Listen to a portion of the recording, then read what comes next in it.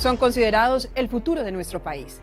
Pero a juzgar por las estadísticas más recientes, el porvenir de muchos niños no es tan prometedor como debería. Y es que 1 de cada 4 niños muere por maltrato y negligencia en este país. Soy Luisa Collins, vicepresidenta de Noticias de Entravisión.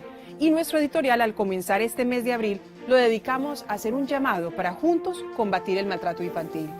Todo abuso físico o castigo excesivo, así como la explotación sexual y negligencia en proveerle sus necesidades básicas de alimento, protección, bienestar y educación, es considerado maltrato.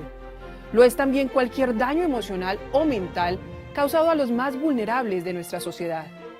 Las leyes en nuestro país protegen a los niños y niñas y castigan severamente el maltrato infantil, lo mismo con los casos de tráfico humano, que incluyen explotación laboral y sexual.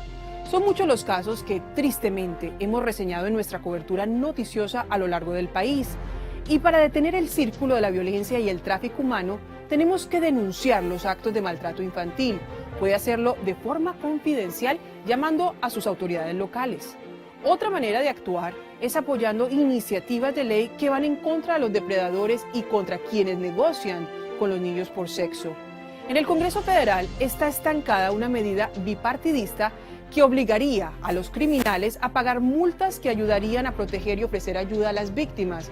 Por eso es vital que usted llame y escriba a sus congresistas y les exija acción. No nos quedemos de brazos cruzados. Los niños necesitan de nuestro apoyo.